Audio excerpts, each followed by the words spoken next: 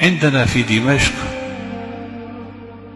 تربة وهي المقبرة، وكلنا نعرف التربة والمقبرة، الدحداح مشهورة، وفيها نعم أولياء، وفيها علماء، وفيها مجاهدون، وفيها شهداء. تربة مشهورة في دمشق، كل من عرف دمشق يعرف هذه التربة. كان فيها رجل يعمل حفار، يعني بينزل أموات على القبر. جاءت في يوم من الأيام امرأة وطلبت من الحفار أن يحفر لها قبرا. حفر القبر، وبعد ساعة جاءت الجنازة وليس معها كثير من الناس، يعني بضعة رجال.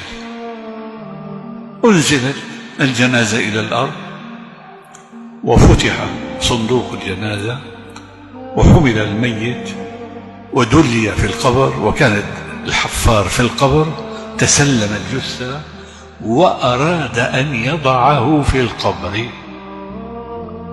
في هذه الأثناء ينفتح القبر ويصبح روضة من رياض الجنة.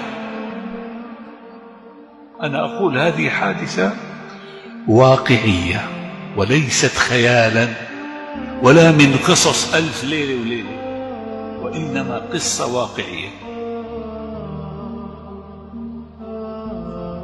أغمي على الرجل لما رأى، ورأى اثنان جاء على أصيلة فرس وأخذ الميت وذهبا به.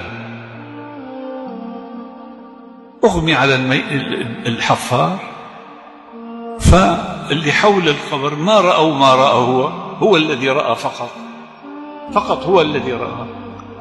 رشوا عليه ماء وسحبوا وطالعوا من القبر. كانت المرأة مضت. ما لك؟ قال له والله رأيت عجبا، رأيت كذا كذا كذا.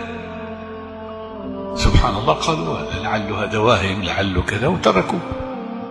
مضت شهور، جاءت المرأة مرة ثانية بعد شهور وطلبت من الحفار أن يحفر قبر. حفر القبر، جاء الميت حمله ووضعه في القبر، ففتح له روضة من رياض الجنة، وجاء ملكان أخذاه منه، لكنه تجلد، ما أغمي عليه، وعلى طول خرج من القبر وتبع هذه المرأة. تعالي، من أنت؟ ومن أين، بأي مكان جئت؟ قل له يا رجل سيبني بمصيبتي. شو مصيبتي؟ قال هذا ولدي أصبت به، وكان قبله عندي ولد آخر أصبت به من أشهر. قال أنت صاحبة الرجل الأول؟ قالت نعم. ما لك، لماذا تسأل؟ قال والله رأيت عجبا، الأول لما وضعته انفتح روضة من رياض الجنة، والثاني كذلك. ماذا كان يعمل هذا وذاك حتى عاملهم الله بهذا الأمر وكان لهم هذه الكرامة العظيمة؟ قالت له أما الأول فكان طالب علم،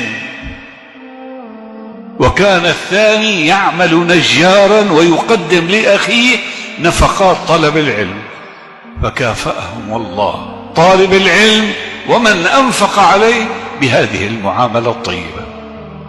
هذا الحفار رأى هذه الحالة وسمع هذا الجواب، ترك المقبرة ونزل منها إلى جامع التوبة، الجامع الذي نعيش نحن فيه.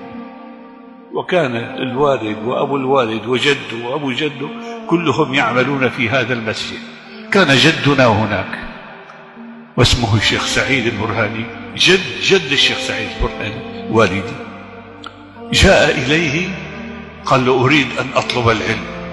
قال له خير، أنت عمرك الآن 45-50 سنة، نسيت حياتك كلما قرأت العلم، الآن بدك تتعلم العلم.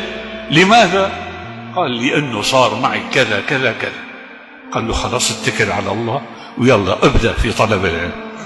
جيب الأجرومية، كانوا يتعلموا الأجرومية ويحفظوها ويحفظوا متون وكذا، وبدأ واشتغل حتى صار من كبار العلماء. الشيخ عبد الرحمن الحفار من كبار علماء دمشق، وأسرته من بعده كلهم طلاب علم، وآخرهم الشيخ عبد الرزاق الحفار من كبار علماء دمشق. هذه القصة أنقلها لكم لأبشركم بأن طالب العلم هكذا يعامله ربه.